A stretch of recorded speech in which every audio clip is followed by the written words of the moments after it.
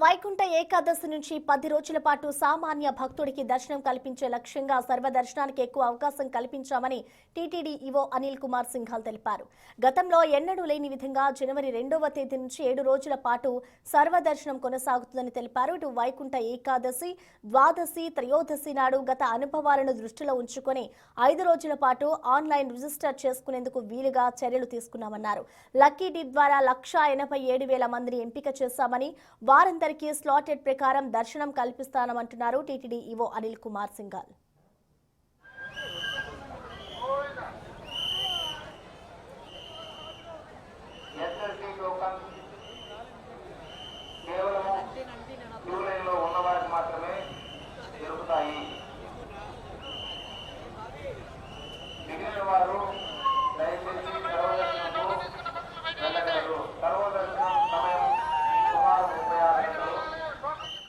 వైకుంఠ ఏకాదశి నుంచి 10 రోజుల పాటు సామాన్య భక్తుడికి దర్శనం కల్పించే లక్ష్యంగా సర్వదర్శనానికి ఎక్కువ సమయం పట్టకుండా ఉండేందుకు కూడా ఇటు అన్ని ఏర్పాట్లను పూర్తి చేశామంటున్నారు ఇటు టీటీడీ ఈవో అనిల్ కుమార్ సింఘాల్తో మా ప్రతినిధి దామోదర్ ఫేస్ టు ఫేస్ మరిన్ని వివరాలు అందిస్తారు. పర్వదినాల్లో వచ్చే రద్దీని తట్టుకోవడం మరింత కష్టంగా మారింది టీటీడీ ఉన్నతాధికారులకు. ఈ నేపథ్యంలో ఈసారి వైకుంఠ ఏకాదశికి ప్రత్యేక వ్యూహం ఏర్పాటు చేశారు. ఇందులో భాగంగా మొదటి 3 రోజులు వైకుంఠ ఏకాదశి, ద్వాదశి, త్రయోదశి నాటికి సంబంధించి లక్కీ డిప్ ద్వారా ఏదైతే భక్తులను ఎంపిక చేసి వారికి దర్శనాలు కలగజేస్తున్న నేపథ్యం, తర్వాత 7 రోజుల పాటు సర్వదర్శనం స్లాట్ టోకన్స్ ద్వారా దర్శనాన్ని కలిగించేస్తున్నారు. టీటీడీ బోర్డు గత కొన్ని సంవత్సరాలు ఏ విధంగా అయితే 10 రోజుల పాటు వైకుంఠ ఏకాదశి దర్శనాలు కల్పించారు, అట్లాగానే ఈ సంవత్సరం కూడా 10 రోజుల పాటు వైకుంఠ ఏకాదశి ఉత్సవాలు నిర్వహించాలనేది నిర్ణయం తీసుకోవడం జరిగింది. కానీ గత సంవత్సరము ఏదైతే తిరుపతిలో ఆఫ్లైన్లో ఫిజికల్గా కౌంటర్స్ దగ్గర టోకెన్ జారీ చేసే విధానం ఉందో, దానివల్ల కొంత ఇబ్బందులు ఎదుర్కొన్నారు భక్తులందరూ కూడా. కొన్ని ఎపిసోడ్స్ కూడా జరిగాయి. ఇటువంటివి మళ్ళీ జరగకుండా ఉండాలనేది గవర్నర్ ముఖ్యమంత్రి వారు ఆదేశం. అయితే దేనికి అనుగుణంగా టీటీడీ బోర్డు కూడా కొన్ని నిర్ణయాలు తీసుకున్నారు. చాలామంది భక్తులు సర్వే చేయించి ఫీడ్బ్యాక్ తీసుకోవడం జరిగింది. అంటే ఎటువంటి విధానంలో టోకెన్ జారీ చేస్తే బాగుంటుందని చెప్పి చాలామంది భక్తులు ఆన్లైన్ విధానంలో టోకెన్ జారీ చేస్తే బాగుంటుందని సలహా సూచనలు ఇచ్చారు. కానీ ఇప్పుడు మన దగ్గర చాలామంది భక్తులు గ్రామీణ ప్రాంతాల నుంచి కూడా వస్తారు.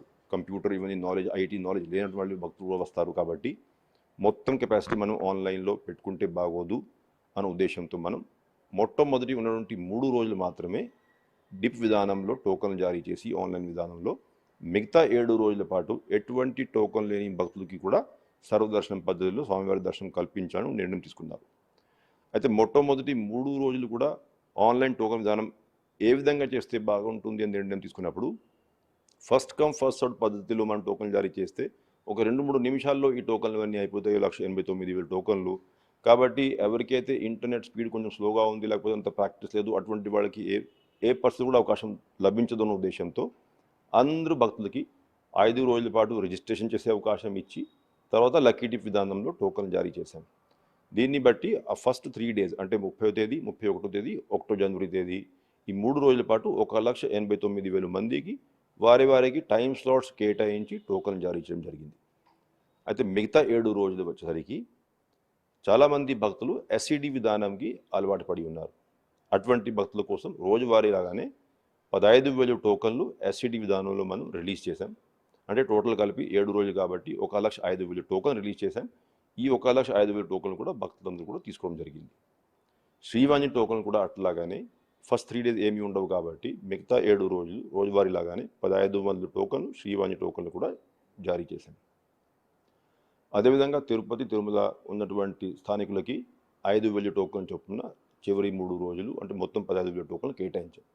ఇవన్నీ స్పెషల్ కేటగిరీలో టోకన్స్ కేటాయించి పక్కన పెట్టినట్లయితే మిగతా కెపాసిటీ అయితే ఉందో జనవరి 2వ తేదీ నుంచి జనవరి 8వ తేదీ వరకు ఇవంతా కూడా సర్వదర్శనం పద్ధతిలో భక్తులందరికీ దర్శనం కల్పించాలని కొన్ని నిర్ణయం. అంటే దానికోసం మనం ఎస్ఎస్డి టోకన్స్ కూడా రద్దు చేసేసి ఓన్లీ సర్వదర్శనం డైరెక్ట్గా క్యూ లైన్లో ప్రవేశం కల్పించి క్యూ లైన్ స్మూత్గా మూవ్మెంట్ తీసుకువచ్చి భక్తులందరికీ కూడా దర్శనం కల్పించాలని ఉద్దేశం. అయితే ఈ 7 రోజుల్లో నుండి మొత్తం కెపాసిటీ మనం చూసుకున్నట్లయితే ఈ ఎస్ఈడి టోకన్స్, తిరుపతి వాళ్ళకి టోకన్స్ అవన్నీ సెపరేట్గా చూసుకున్నట్లయితే దాదాపు 3.5 లక్షల మందికి ఈ 7 రోజుల్లో సర్వదర్శన విధానంలో ఎటువంటి టోకన్ లేనటువంటి భక్తులకి దర్శనం కల్పించే అవకాశం ఉంది. అయితే ముఖ్యంగా భక్తులందరూ గమనించాల్సిన 2-3 ఇష్యూస్ ఉన్నాయి. చాలామంది భక్తులు గత 3 సంవత్సరాల నుంచి ఏదైతే తిరుపతిలో టోకన్లు ఇచ్చే విధానం ఉందో దానికి అలవాటు పడి ఉన్నారు. వాళ్ళందరికీ విజ్ఞప్తి చేస్తున్నా, అంటే ఈ విధానం కొంచెం మార్పు చేశాం, ఫీడ్బ్యాక్ తీసుకొని మార్పు చేశాం, ఎక్కడ కూడా ఇబ్బంది రాకూడదనే ఉద్దేశంతో మార్పు చేశాం కాబట్టి కొత్త విధానాన్ని అర్థం చేసుకోవాల్సిన అవసరం ఉంది. ఫస్ట్ 3 days ఏదైతే లక్కీ డిప్ విధానంలో టోకన్లు జారీ చేశాం అటువంటి భక్తులకు దర్శన అవకాశం ఉంటుంది. మిగతా రోజుల్లో సామాన్య భక్తులకి సర్వదర్శన విధానంలో దర్శన అవకాశం ఉంటుంది, టోకన్ లేనటువంటి భక్తులకి. అయితే టీటీడీ ఎప్పటికీ అప్పుడు real time command and control సెంటర్లో మానిటరింగ్ ద్వారా ఏ రోజు ఎంతమంది భక్తులు వేచి ఉన్నారు, స్వామివారి సర్వదర్శనానికి ఎంత సమయం పడుతుంది, ఇటువంటి information electronic media, print media, website, SVBC, social media ద్వారా ఎప్పటికప్పుడు తెలియజేస్తూ ఉంటుంది. కాబట్టి భక్తులు అందరూ వాళ్ళ సర్వదర్శనం కోసం బయలుదేరేటప్పుడు ఈ ఇచ్చేటువంటి అప్డేట్స్ చూసుకొని ఎంత సమయం పడుతుంది అది అంతా కూడా అర్థం చేసుకొని ప్రయాణం ప్లాన్ చేసుకున్నట్లయితే వచ్చేటప్పుడు ఇబ్బంది లేకుండా స్వామివారిని దర్శనం చేసుకుంటే అవకాశం లభిస్తుంది. మొత్తం కలిపి 10 రోజుల పాటు స్వామివారి క్యాంకర్లు ఇవన్నీ మినహాయిస్తే మిగతా మనం చూసుకున్నట్లయితే ఒక 182 గంటల సమయము స్వామివారి దర్శనం అవకాశం ఈ 10 రోజుల్లో దొరుకుతుంది. ఈ 182 గంటల్లో 164 గంటల సేపు సమయం మనం అంతా కూడా సామాన్య భక్తులు కేటాయించడం జరిగింది. ఆ సామాన్య భక్తుల్లోనే 1,89,000 మంది భక్తులు ఎవరైతే ఫస్ట్ 3 days లక్కీ డిప్లో టికెట్స్ పొందారో వాళ్ళకి అవకాశం ఉంటుంది. మిగతా 7 రోజులు దాదాపు 3.5 లక్షల మందికి ఏమో సర్వదర్శన విధానంలో ఎటువంటి టోకన్ లేనటువంటి భక్తులకి అవకాశం ఉంటుంది. అదేవిధంగా 15,000 చొప్పున ఈ 7 రోజుల పాటు 1,05,000 మంది భక్తులకి ఎస్సీ టోకన్లో దర్శనం చేసే అవకాశం దొరుకుతుంది. సో అట్లాగా మనం చూసుకున్నట్లయితే మొత్తం కలిపి 7,60,000 నుంచి 7,70,000 మంది వరకు భక్తులకి ఈసారి మనం వైకుంఠ ద్వార దర్శనం చేసేటువంటి ప్రయత్నం చేస్తూ ఉన్నాము. గత కొన్ని సంవత్సరాలు మనం పోల్చుకుంటే ఎప్పటి నుంచి అయితే ఈ 10 రోజు విధానం ప్రవేశపెట్టారో అప్పటి నుంచి ఎప్పుడు కూడా 6,70,000 మంది కంటే ఎక్కువ భక్తులకి దర్శనం లభించలేదు. అయితే ఈసారి మనం ఉన్నటువంటి కెపాసిటీని పూర్తిగా ఉపయోగించుకొని వీఐపీ తాకిడిని కొంచెం తగ్గించి ఎక్కువ సమయం సామాన్య భక్తులకి కేటాయించి దాదాపు 1,00,000 మంది ఎక్కువ మంది భక్తులకి ఈసారి స్వామివారి దర్శనం కల్పించడం ధ్యేయంతో పనిచేస్తూ ఉన్నాం. ఈసారి గత అనుభవాలను దృష్టి పెట్టుకొని ఇక్కడ అలిపిరి కానీ మిగతా చోట్ల కానీ ప్రత్యేకంగా ఏమన్నా బందోబస్తు కోసం అదనపు బలగాలను ఏమన్నా తెప్పించుకుంటాం? ఇప్పుడు ఏంటంటే బందోబస్తు మనము పకడ్బందీ బందోబస్తుని ముందుకు వెళ్తాం. ప్రతి సంవత్సరము ఉన్నటువంటి టైం కంటే ఇంకొక 2-3 గంటలు ముందు వచ్చేటువంటి పరిస్థితి ఏర్పడుతుంది.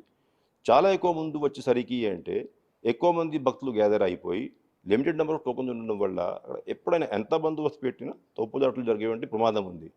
ఆ ఉద్దేశంతోనే ఇటువంటి సంఘటన జరగకుండా ఆన్లైన్లో మనం కానీ లక్కీ డిప్ విధానంలో టోకన్ జారీ చేసుకున్నట్లయితే ఎక్కడ కూడా ఇబ్బంది ఉండదన్న ఉద్దేశంతో నిర్ణయం తీసుకున్నాం. భక్తులు అందరూ కూడా ఇవి అర్థం చేసుకుని సహకరించాల్సిందిగా విజ్ఞప్తి చేస్తాం.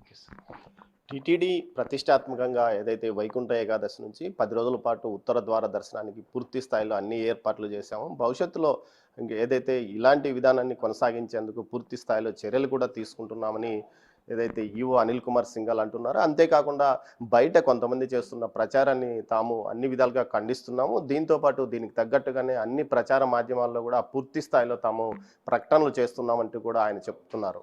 కెమెరా పర్సన్ పురుషోత్తంతో దామోదర్, తిరుపతి.